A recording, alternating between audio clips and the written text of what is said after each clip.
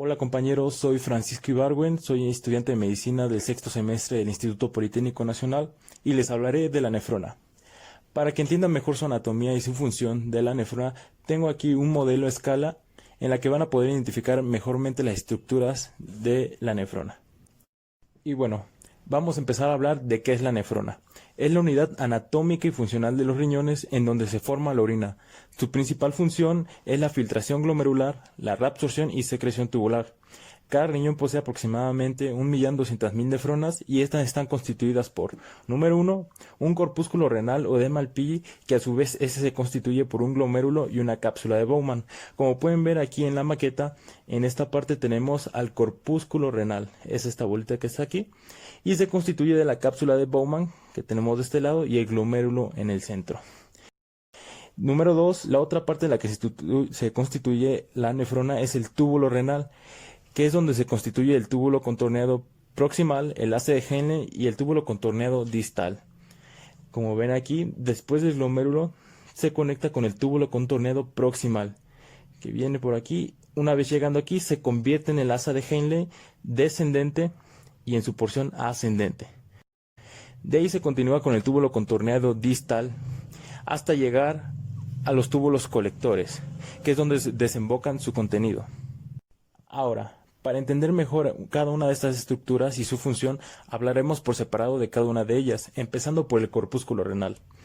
Bueno, en este corpúsculo renal comprende una cápsula de Bowman, que la tenemos representada en esta parte, que contiene el glomérulo en su interior, de color rojo. Este glomérulo, parecido a un pelotón, está formado por capilares sanguíneos ligados a la circulación del riñón por un vaso que lleva la sangre, que es la arteria aferente. Esta es la arteria aferente, es la que lleva la sangre, y una arteria eferente, que es la que saca la sangre, que es la que tenemos representada en este lado. La arteria eferente se continúa con los capilares peritubulares, que tenemos representados de esta forma en la maqueta de color rojo. Todos esos capilares son los peritubulares, que se convierten después en la vasa recta, que son estos que acompañan al asa de Henle en su porción descendente y ascendente. Y del otro lado tenemos las venas, que son las que llevan toda la sangre desoxigenada de regreso. Una vez que hablamos del corpúsculo renal, hablaremos del túbulo contorneado proximal, que es la continuación. El túbulo contorneado proximal es un conducto fuertemente flexible enrollado sobre sí mismo. Este se continúa con el asa de Henle. Sus paredes están compuestas por una sola capa de células cúbicas, que es epitelio cúbico simple. Estas células tienen un lado luminal con microvellosidades ampliamente desenrolladas denominadas bordes en cepillo, que proporciona una superficie de área muy extensa para la función principal del túbulo proximal, que es la reabsorción, que más adelante la estaremos viendo. Ahora continuamos con el asa de Henle. Esta asa de Henle proporciona el medio osmótico adecuado para que la nefrona se pueda concentrar en orina. Usa un mecanismo de multiplicador de contracorriente en la médula para reabsorber el agua y los iones de la orina. Tiene una rama descendente, que la vemos de este lado, conectada con el túbulo contorneado proximal, y una rama ascendente, que es esta que tenemos aquí, conectada con el túbulo contorneado distal. También tiene una zona ancha y una zona estrecha. La zona ascendente es impermeable al agua, mientras que la descendente es permeable al agua. Bueno, esta asa de Henle se continúa con el túbulo contorneado distal, donde se produce la reabsorción y secreción de iones para obtener la concentración final de orina. Finalmente, conecta con el túbulo conector, que es común a varias nefronas. Su función es determinar la concentración final de la orina a través de la hormona vasopresina, ADH. Cabe mencionar que todas las partes rectilíneas, me refiero al asa de Henle y a los túbulos colectores, se encuentran en la médula, y las partes contorneadas, que son el túbulo contorneado proximal, el túbulo contorneado distal y el corpúsculo renal, se encuentran en la corteza. Ahora, entre el túbulo contorneado distal y el glomérulo, esta zona que tenemos aquí en medio, se encuentra el aparato yuxtaglomerular, el cual está constituido por tres tipos de células, que son, número 1, las células granulares, que son las encargadas de secretar la renina, que actuará en el sistema renina-angiotensina-aldosterona. Número 2, las células de la mácula densa, que son las que están pegadas al túbulo contorneado distal, que son las encargadas de detectar los cambios de presión y mandar señales a las células granulares para la liberación de renina. Y 3, las células mesangiales que se encuentran entre los dos primeros tipos de celulares que acabo de mencionar. Una vez repasada la anatomía de la nefrona, vamos a hablar un poco de su función.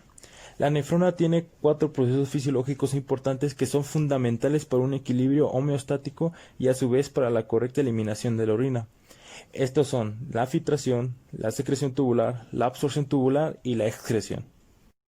La filtración consiste en el paso selectivo de pequeñas moléculas, agua y iones a través de la estructura capilar. Hablamos del glomérulo. Estas moléculas pasan al otro lado de la nefrona, que es el espacio de Bowman. Bueno, la filtración se encuentra principalmente, o se encuentra mejor dicho, en esta zona. Del glomérulo se van a filtrar un cierto porcentaje de líquido hacia lo que es la cápsula de Bowman. Aquí se lleva a cabo la filtración. En medio de estas dos estructuras que les acabo de mencionar, el glomérulo y la cápsula de Bowman, se encuentra una barrera molecular que permite el ultrafiltrado. Esta barrera se compone de un capilar glomerular definido por células endoteliales glomerulares, la membrana basal glomerular y células epiteliales especializadas denominadas podocitos, que se depositan sobre la membrana basal. Bueno, pasamos a la reabsorción, que es el movimiento de sustancias del lumen tubular hacia los capilares peritubulares. Este proceso nos sirve para recuperar iones útiles para el organismo. Cabe mencionar que en un 80% total de absorción se lleva a cabo en el túbulo contorneado proximal. Entonces tenemos que la reabsorción es el movimiento de sustancias del lumen hacia los capilares peritubulares. Se da en todo lo que es el túbulo renal, pero se lleva a cabo en un 80% mejor en lo que es el túbulo contorneado proximal.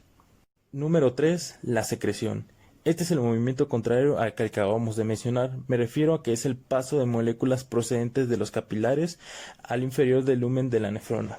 Este paso, si recuerdan el contrario, las sustancias iban del lumen del túbulo hacia lo que son los capilares peritubulares. Aquí es al contrario, de los capilares peritubulares pasan a lo que es la luz del túbulo. Estos dos procesos de paso de moléculas de lumen a vaso y de vaso a lumen se llevan a cabo por difusión facilitada o por transporte activo mediado por bombas. Y bueno, cuarto y último proceso importante es la excreción, que consiste en la evacuación total del contenido del túbulo renal al túbulo colector. Este hace una última modificación al líquido con acción hormonal para que por fin pueda ser excretado en la orina. Este último proceso se da precisamente en esta parte. Todo el contenido ya una vez modificado se excreta lo que es el túbulo colector. El túbulo colector va a hacer una última modificación al contenido en base hormonal para por fin ser excretado en forma de orina. Ahora vamos a hablar un poco de su fisiología. Bueno, en esta representación esquemática de la nefrona vamos a explicar cómo es la conformación de la orina y la modificación a través de cada segmento tubular. Este trayecto, como ya se los había mencionado, se reabsorben diversas moléculas esenciales para el organismo y se secretan algunas otras que no han podido atravesar la barrera de filtración glomerular. Todos estos procesos son mediados por bombas ATPasas, canales iónicos, hormonas, difusión simple y concentración de cargas eléctricas. Para empezar, en el túbulo contorneado proximal hay reabsorción isotónica y se reabsorbe el cloro en un 60%, la glucosa en un 100%, al igual que aminoácidos y fosfato, y el bicarbonato se reabsorbe en un 90%. Todas estas moléculas o sustancias que acabo de mencionar se tienen que reabsorber junto con el sodio, si no, no van a poder ser reabsorbidas. También se reabsorbe el agua en un 80% a través de las acuaporinas. También se reabsorbe lo que es el potasio en un 67%, el calcio en un 65% y el magnesio en un 30%. En esta parte, en este túbulo contorneado proximal, también se activa la vitamina D y hay una eliminación de la bilis. Continuemos con el asa de Henle. Esta asa de Henle, recordemos que se divide en su porción descendente y ascendente. En su porción descendente mencionamos que era permeable al agua. Por lo tanto, aquí las moléculas pasan por ósmosis y es impermeable a solutos. Entonces, lo único que pasa en esta porción descendente es el agua. En la asa de Henle ascendente tenemos que se absorbe calcio en un 10% y magnesio en un 30%. Seguimos con el túbulo contorneado distal y se absorbe aquí solamente sodio y cloro en un 8%, calcio en un 8% por la paratormona y magnesio en un 5%. Y llegamos a la última parte, que es la absorción del túbulo colector. Recordemos que en esta parte la absorción se da por medio hormonal. Las hormonas son la ADH y la aldosterona. ¿Qué es lo que se va a absorber aquí? Se absorbe agua por medio de aquaporin 2 y también se absorbe el sodio de un 3 al 5% y se va a secretar el potasio y los hidrogeniones, al igual que bicarbonato y urea. Bueno, esto ha sido todo sobre generalidades de la nefrona en cuanto a anatomía, función y fisiología. Espero no se hayan quedado con dudas y muchas gracias por su atención.